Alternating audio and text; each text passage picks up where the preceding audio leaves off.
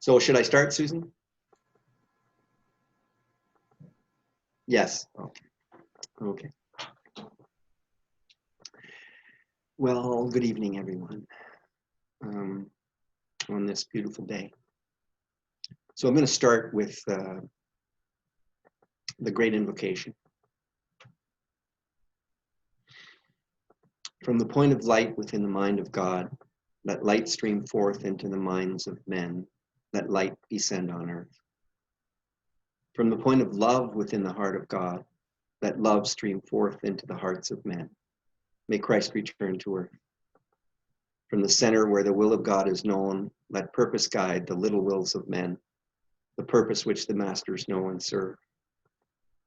From the center which we call the race of men, let the plan of love and light work out, and may it seal the door where evil dwells. Let light and love and power restore the plan on earth. So on this full moon, I thought it'd be important to just read out loud the keynote thought. And this is from Lucius Trust and the Alice Bailey material. And so the keynote for this full moon is, I am that, and that am I. And this is the excerpt. Leo stands in a unique relationship to the sun at the heart of our solar system. The planetary and systemic alignment established at this festival is a heart-soul alignment. The heart of humanity, the heart of the planet, the spiritual hierarchy, and the heart of the sun create the channel which extends to Sirius, that great star of initiation within the universe. Sirius has a unique relationship with our planet Earth, and through Sirius, the pure energy of love flows through the solar center and into the planetary heart. The alignment is evocative of the cosmic principle of love and freedom, both of which flow through Sirius and Leo into our range of awareness. These two principles are making an increasing impact on human consciousness, affecting all areas of life. As we seek to work with these energies and to cooperate with the spiritual hierarchy of the planet, the result should be the increasing manifestation in humanity of the principle of love and the freeing of human life from the bondage of materialism and all that tends to imprison the human spirit. The task in Leo is to use the available energy flow to release the soul principle imprisoned in all material form. Form is necessary for manifestation, but matter can and must provide a vehicle for the soul to use. Energy in this sign can be directed in meditation towards building the new materialism, defined as the right use and development of all the material resources of the planet for the welfare and progress of the whole human race. The light and energy of the soul must be released and turned towards this goal. What's energizing about all of that keynote statement is the concept of the levels that are demonstrated to us, the planetary hierarchy, the sun, Sirius, our relationship to a cosmic undertaking, and our relationship to a cosmic mind.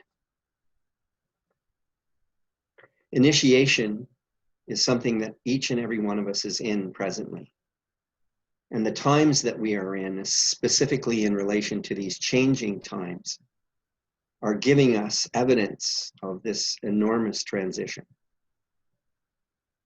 From where I sit, I see these changes as being the transition that occurs between the cycles of the Iron Age, the transition from the Iron Age to the Golden Age.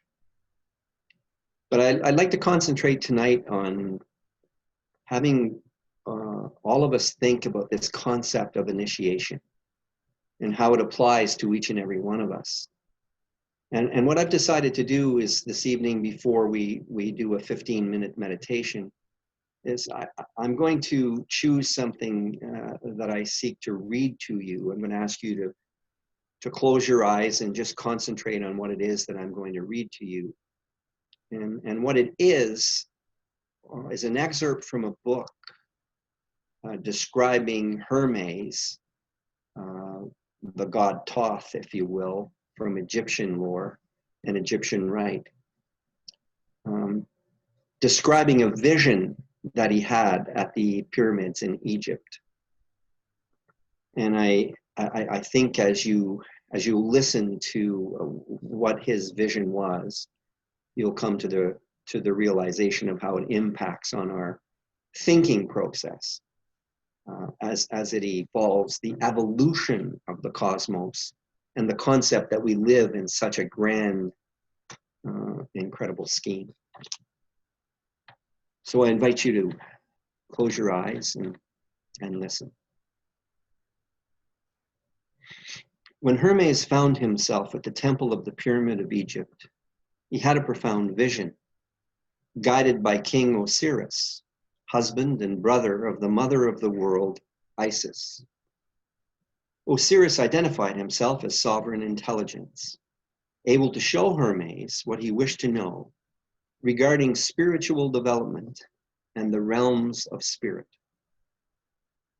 In the book, The Great Initiates, Shure describes this vision as follows. Look, listen, and understand. You see the 7 spheres of all life. Through them, the fall of souls takes place, and also their ascension. The 7 genii are the 7 rays of the word light. Each of them governs a sphere of the spirit, a sphere of the life of souls. The one nearest you is the genius of the moon, with disquieting smile and wearing a silver sickle. He presides at births and deaths. He disengages souls from bodies and draws them into his ray. Over him, pale Mercury shows descending or ascending souls, the way with his staff, which contains knowledge.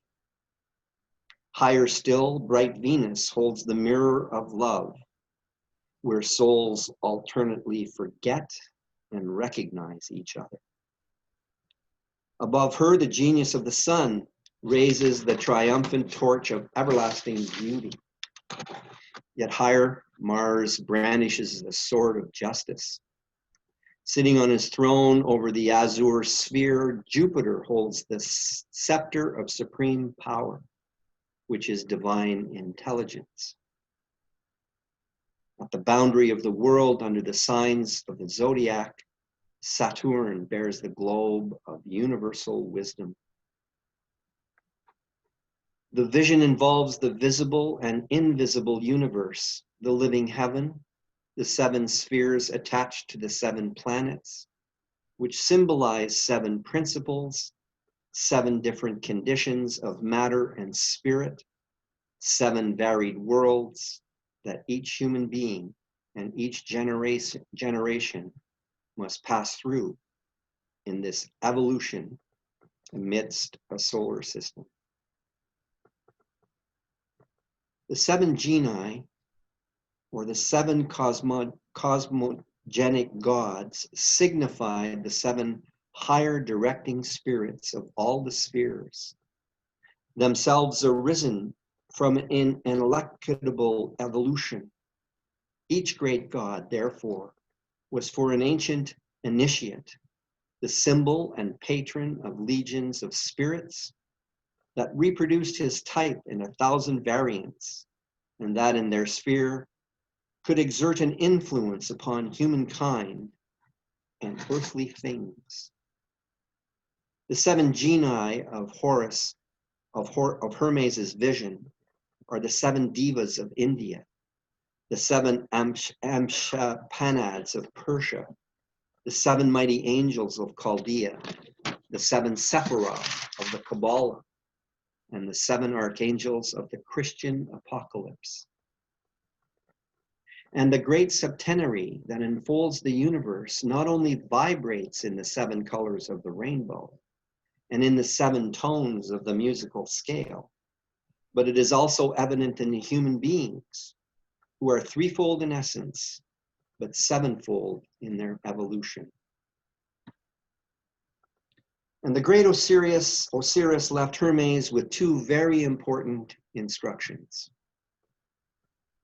Remember that there are 2 principal keys to knowledge. This is the first.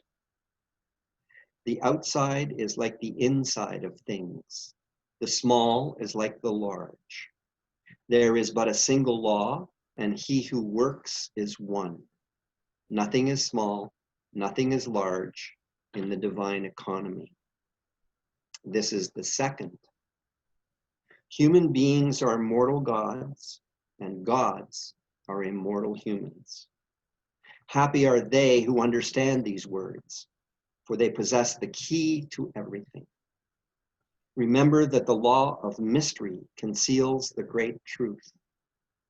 Total knowledge can be revealed only to our brothers and sisters who have gone through the same tests as we. It is necessary to mete out truth according to individual capacities.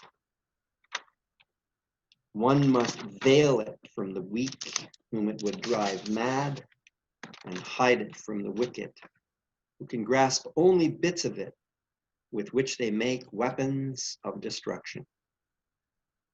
Seal it in your own heart and let it speak in your own works. Knowledge will be your strength, faith your sword, silence your impenetrable armor. And finally, an excerpt from Alice Bailey on the subject of veils, very short little outline. Next to the earthly plane is found the veil of impulsion and the hall of concentration. To that succeeds the veil of distortion related to the world of glamour. As impulsion is to force, beyond that veil is found the hall of choice. And then we find another veil, the veil of separation. And beyond it lies the hall of blinded men, blinded by light, but facing towards the final veil, the veil of aspiration. 4 veils, 3 halls, and many men and women.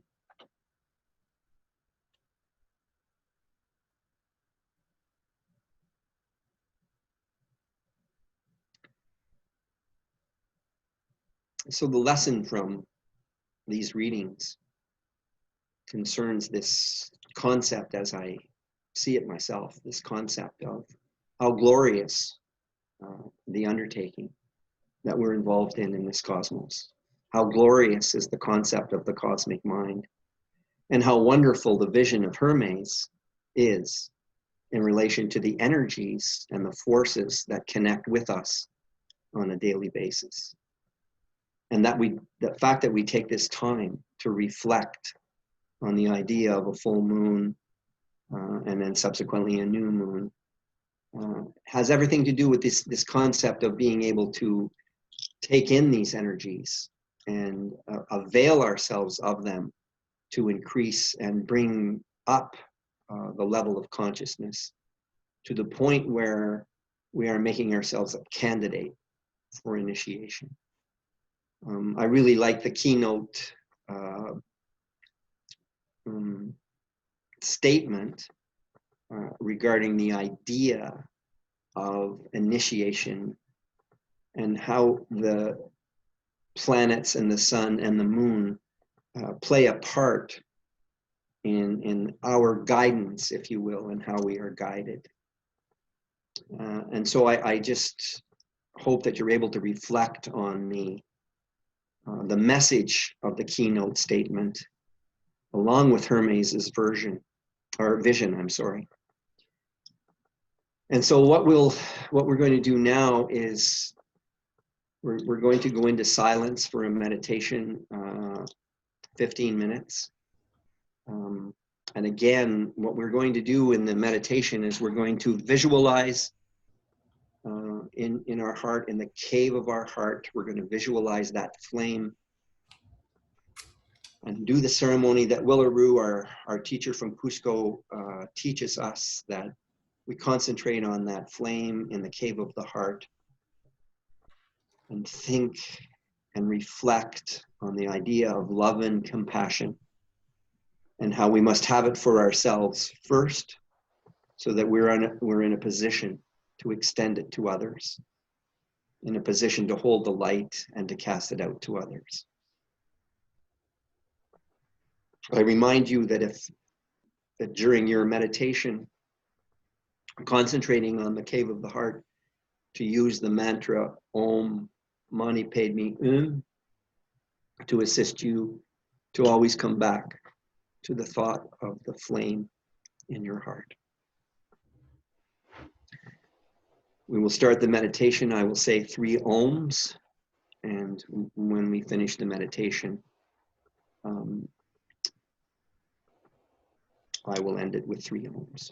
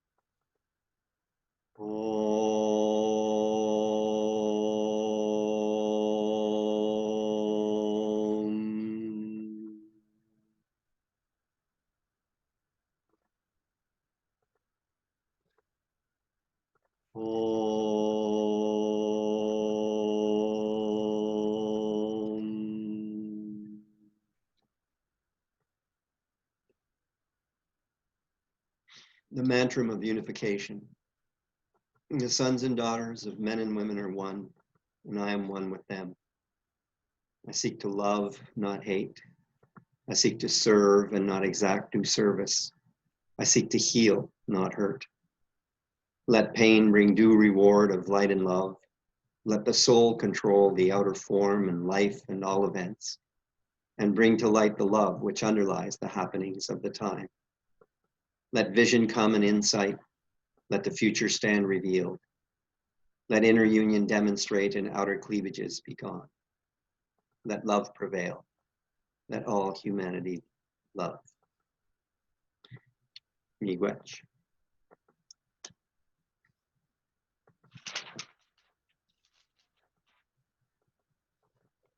So, I found it interesting, the excerpts I read to all of you earlier from Churet's book, this French guy named Churet, and I'm just trying to find, oh yeah, it's called The Great Initiates. And so he posits that at the temple in Egypt, at the Great Pyramid in Egypt, that Moses, Plato, Jesus, Hermes, all of these human beings were initiated there. And that's why the Egyptian rite and Egyptian teachings hold for so long, because they come from advanced beings. And then the excerpt regarding the placement of the moon and the sun and Mars and Venus, etc., and what they hold in terms of energies. This is real. This is as real as anything that you see in the so-called real world. These energies and these forces are playing upon us all the time. Anecdotally, the more we place ourselves into the understanding that this is a marvelous undertaking, and we become energized by this idea of a cosmic mind, a cosmic undertaking. You know, the words used in that excerpt were souls ascending and souls descending. So souls coming down here and souls going up into the higher dimensions. This is a constant. This is constantly going on. And it's rich, profound, and deep, and should add a level of freedom to one's mind. The word bondage was in there too, and what comes from bondage is freedom. And we have put ourselves into the bondage of the material world, and we're tethered by it. And I was saying to Susan and Greg earlier tonight that, you know, the allegory as I see it right now is the caterpillar, and the caterpillar makes a cocoon from fibers that it creates itself, and it imprisons itself. But luckily it has a tool that can pierce that, and it becomes a butterfly. And that's really an allegorical tale for initiation. That's really us. We imprison ourselves with our own thoughts, with our emotional, mental makeup, and we find the key when we come to the realization that spirit's been missing from our world, that it's not been a participant in our world. And as we create the situation for discipline, just doing this, for instance, is an acknowledgement of those kinds of energies and those kinds of forces that we're taking in together. And it's powerful because we're taking it in together. And we're committed to at least 15 to 20 minutes of mindfulness together, thinking specifically about the concepts of love and compassion. And as a consequence, we grow, and we grow together. And Jacob's ladder, in my view, is the, if you can visualize it for the moment, is the one human being holding, or their hand is being held by someone above them, and the other hand is holding someone below, because in essence, that's our undertaking. Is we're here to take assistance from high and lend assistance below. And that's really our task. As I just open it up, anyone has any comments, anything wants to say, anyone wants to comment, you can unmute yourselves and say.